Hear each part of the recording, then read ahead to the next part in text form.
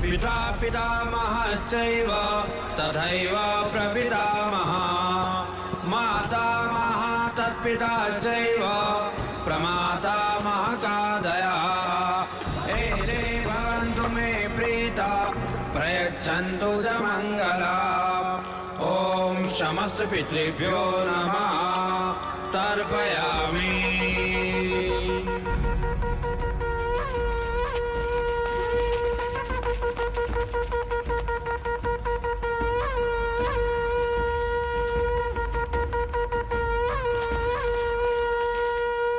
सूर्या, प्रणाम महाराज। तुम यहाँ क्या करे? तुम्हें तो मैंने महादेवी माया के साथ देवदाह भेजा था। जी महाराज, पर देवदाह पहुंचे उससे पहले ही लुम्बिनी वन में। लुम्बिनी वन में क्या हुआ? सूर्या, लुम्बिनी वन में क्या हुआ? महादेवी ने शाह के कुल के युवराज को जन्म दिया है महाराज। क्या? जी जी महाराज।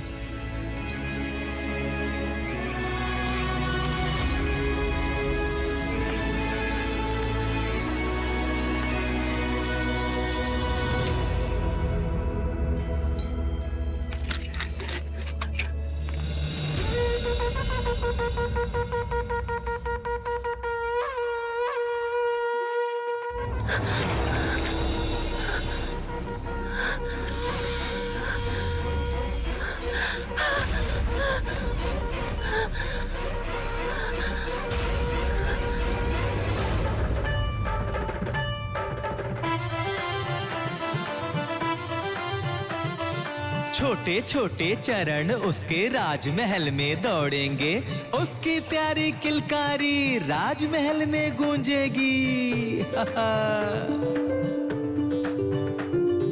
वो जो हंसेगा नगर हंसेगा, उसके साथ जग झूमेगा। कल का सूरज आज ही देखो अपने राज्य में चमकेगा। वह आएगा, वह आएगा। हाँ, पहलिया मत बुझाओ जी, ये बताओ ना कौन आएगा, कौन आएगा? अपना युवराज आएगा। देवी बधाई हो, युवराज का जन्म हुआ है। महादेवी माया माँ बन गई है।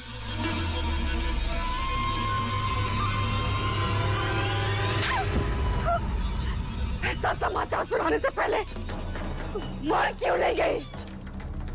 जाओ यहाँ से, मुंह काला कर अपना।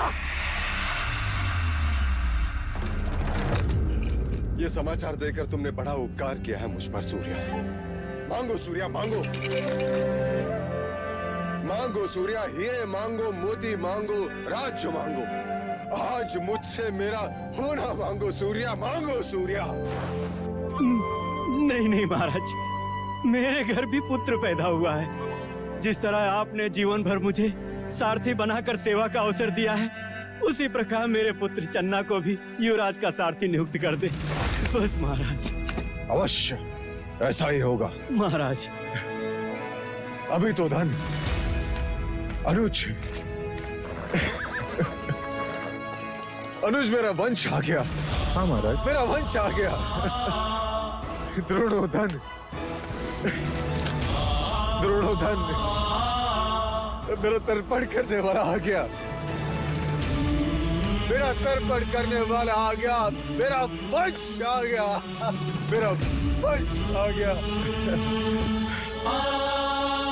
मेरा वंश आ गया।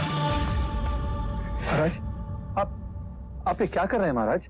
मनुष्य निराशा के समाचार सुनकर इस प्रकार बैठ जाता है, परंतु ये तो प्रसन्नता का समाचार है। हाँ अनुज, इतने प्रसन्नता का समाचार है कि हृदय इसका भार सहन नहीं कर पा रहा है। अनुज,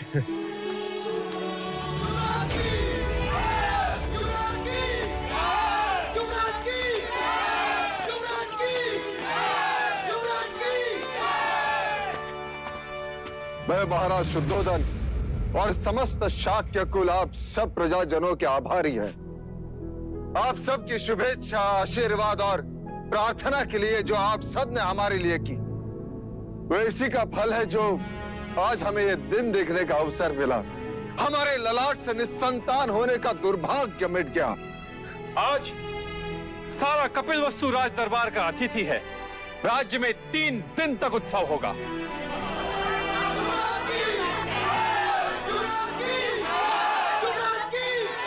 हमारे लुम्बिनी बन जाने का प्रबंध कर। अब एक क्षण भी युग की तरह लगता है। कैसे होगा वो मेरे जैसा या माया जैसा? चलो अनुज।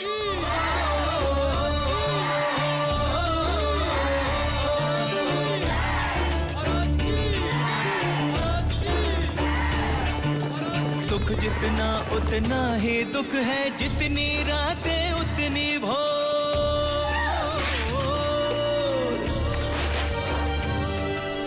कहीं खुशी आनंद उल्लास है, कहीं है दुख की घटा घन घोर, कहीं है दुख की घटा घन घोर।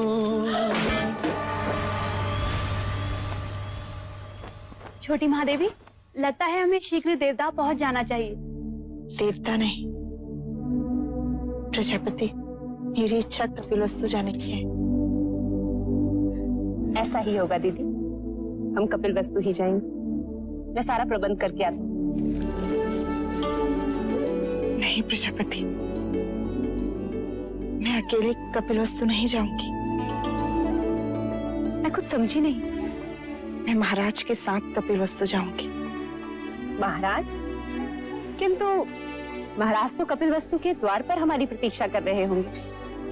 नहीं, समाचार मिलते ही वो कपिलवस्तु से निकल चुके होंगे।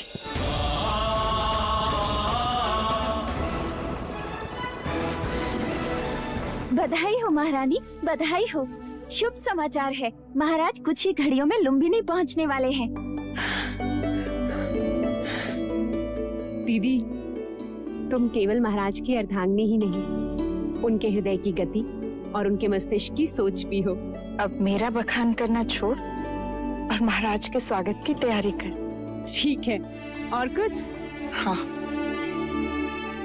इस बार तू 16 श्रृंगार करके महाराज के पास जाएगी, जिससे कि उनकी खुशी दुगनी हो जाए। ठीक है।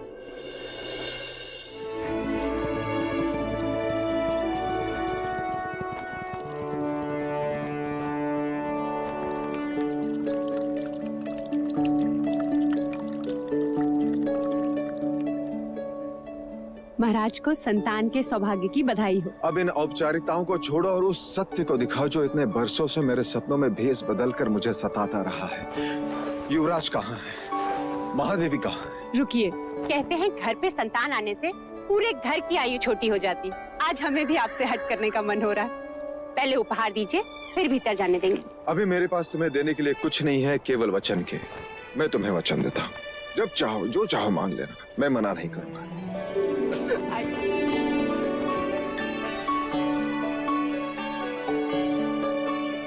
महादेवी को पुत्र की बधाई हो। कैसी हो मामा? अधूरी थी देव, पूरी हो गई। जन्म सफल हो गया। ये क्या प्रजापति, चंद्रमा आने की सूचना दी और बादल भी घेर दिए। ये चंद्रमा तो अब 30 दिन बाद ही दिखेगा देव, ऐसा शास्त्रों का निर्देश है। शास्त्रों का निर्देश में कभी समझ नहीं पाया देवी, कभी समझ नहीं पाया। तो मैं समझा देती हूँ देव। कहते हैं प्रसूति के बाद स्त्री दुर्बल हो जाती है और पुरुष मिलन के लिए आतुर। पति पत्नी को ना सताए और आने वाले संतान के साथ माँ का एक रिश्ता बने। इसलिए 30 दिनों तक माँ और संतान दोनों को अकेले ही रहना चाहिए। ऐसा वैदिक विज्ञान और ब्राह्मण दोनों ही कहते हैं। ठीक है, मैं उसे देख नहीं सकता, कम से कम उसे छू तो सकता हूँ। अवश्य।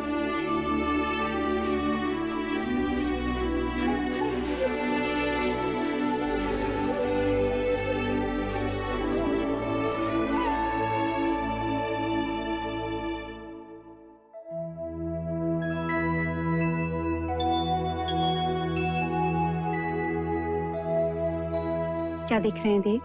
ब्राह्मण हथेली देखकर रेखाएं पढ़ता है, वैश्य उंगलियां देखकर ये सोचता है कि टके गिन पाएगा कि नहीं। परंतु क्षत्रिय अपने बालक की कलाई देखता है प्रजापति। क्या इन हथेली में तलवार थामने की शक्ति है या नहीं? आपका पुत्र है देव, सारे संसार को जीत ही लेगा। तथास्तु। तथास्तु।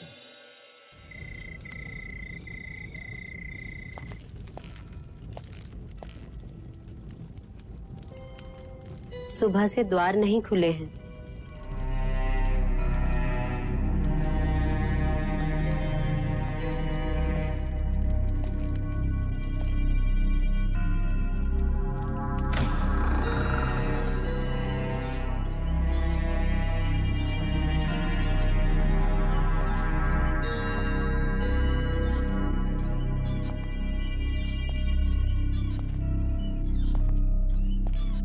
मंगला, मंगला। बधाई लेने और देने से समय मिल गया मंझले राजा को, जो अब पूछने आए हो। ये क्या कह रही हो मंगला? तुम मुझसे बधाई लेने आए हो।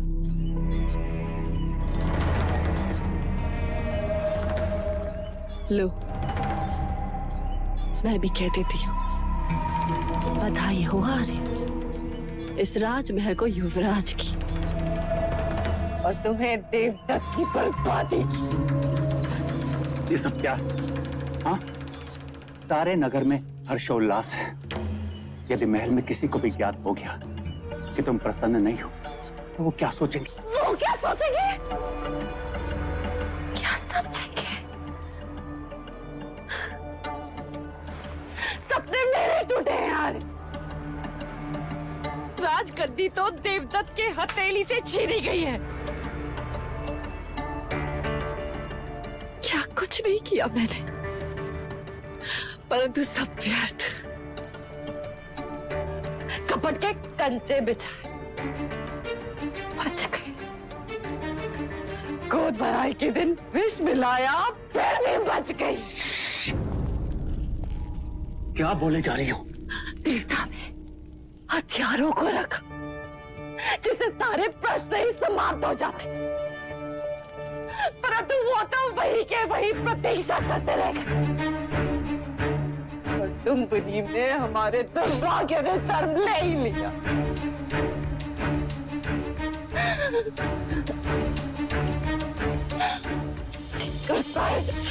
सारे राज में आग लगा देंगे। छोड़ दो, छोड़ दो,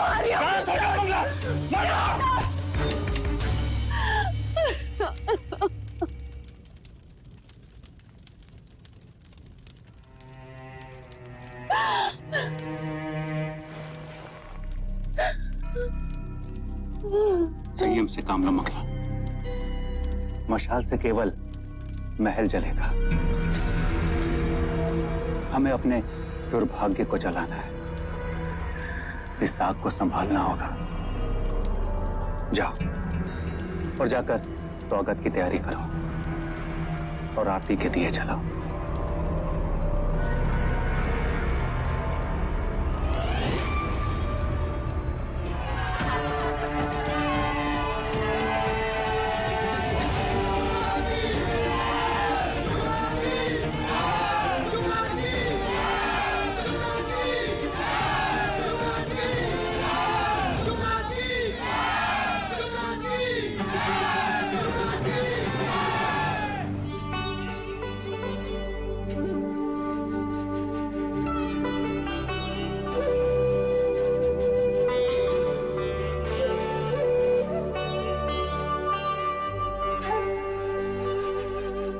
स्वागत है आपका महादेवी माया। देवी प्रजापति, लाइए युवराज को मुझे दीजिए।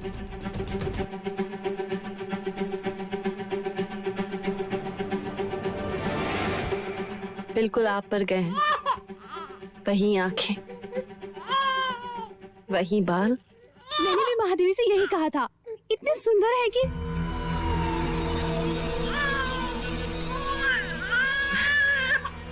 आइए ना।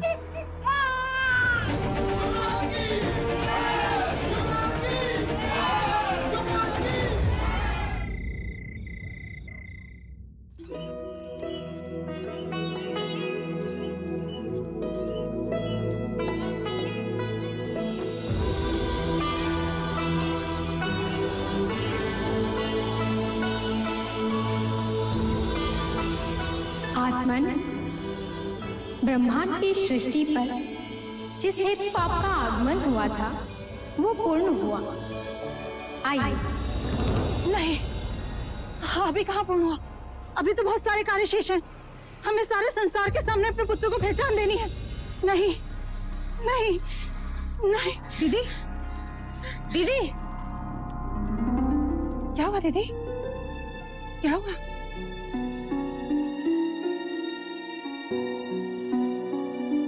क्या हुआ? आप ठीक तो हैं? एक कार्य याद आ गया। महाराज से कहकर देवता भैया को आमंत्रण भेज, जिससे वो अमिता को भेज दे। आमंत्रण? बच्चे के नामकरण के समय बुआ का होना जरूरी होता है और शास्त्रों के अनुसार 5वें दिन ही बच्चे का नामकरण होता है। ठीक है दीदी, जैसा आप कहें। हमें सारे संसार के सामने अपने पुत्र को उसका नाम देना है।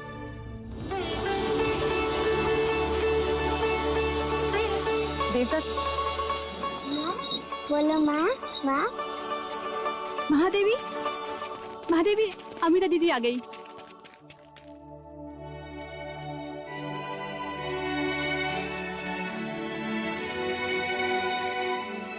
कैसी हो अमिता दीदी? मैं बिल्कुल ठीक हूँ। अरे अमिता, ये क्या? क्या करूँ, पूरा देवदा अपने पेट में लिए घूम रही हूँ, पर आपने तो कपिल वस्तु का भार उतार दिया। अब मैं अपने दिन गिन रही हूँ। लेकिन अमिता दीदी, ये सब क्या है? ये तुम्हारे लिए नहीं है, युवराज के लिए है। अच्छा, तो पहले युवराज का चेहरा तो देख लो। आओ। एकदम तुम पर गया है माया, पर देखना पराक्रमी तो ये मेरे भाई शुद्धोदन जैसा ही होगा। लेकिन अमिता दीदी, एक बात बताइए, आप इसे भतीजा कहेंगी या फिर भांजा? हाँ अमिता, ये पहेली तो है। मैं समझी नहीं, भतीजा और भांजा दोनों कैसे हो सकते हैं? महादेवी अमिता महाराज शुद्धोदन की बहन है, इसलिए युवराज की बुआ हुई या नहीं। और महादेवी अमिता का ब्याह कोलिये कुल के महाराज दंडपानी के साथ हुआ है, जो हमारी महादेवी माया और प्रजापति के भाई हैं। अर्थात महादेवी अमिता युवराज की मामी भी तो हुई ना। ये पहेली तो मैं अभी सुलझा देती हूँ। जब मैं कपिल वस्तु आऊंगी तो ये मेरा भतीजा होगा, और जब ये देवगा आएगा तो मैं इसे अपना भांजा कहूंगी। आओ अमिता बुआ, हमारे युवराज को उनकी पहचान दो, ताकि उनकी कुंडली पर उनका नाम लिखा जाए।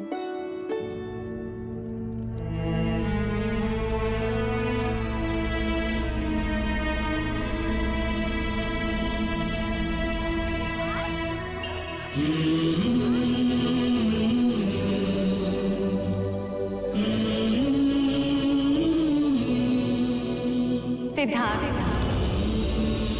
सिद्धार्थ, सिद्धार्थ।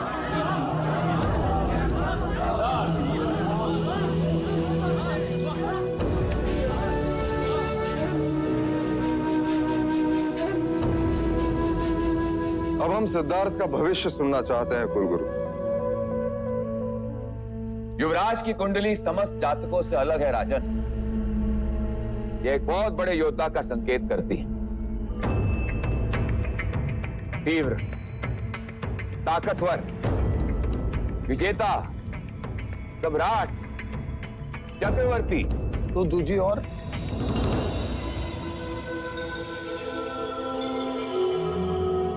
हम केवल उसके सम्राट होने का भविष्य सुनना चाहते हैं। हे राजन, हम युवराज को सम्राट ही बनाएंगे। राजन, युवराज का नाम सिद्धार्थ है और गोत्र गौतम। हम इन्हें सिद्धार्थ गौतम के नाम से ही जानेंगे। केवल सिद्धार्थ गौतम नहीं, सम्राट सिद्धार्थ गौतम। सम्राट सिद्धार्थ गौतम की, सम्राट सिद्धार्थ गौतम की, सम्राट सिद्धार्थ गौतम की, सम्राट सिद्धार्थ गौतम की, सम्राट सिद्धार्थ गौतम की।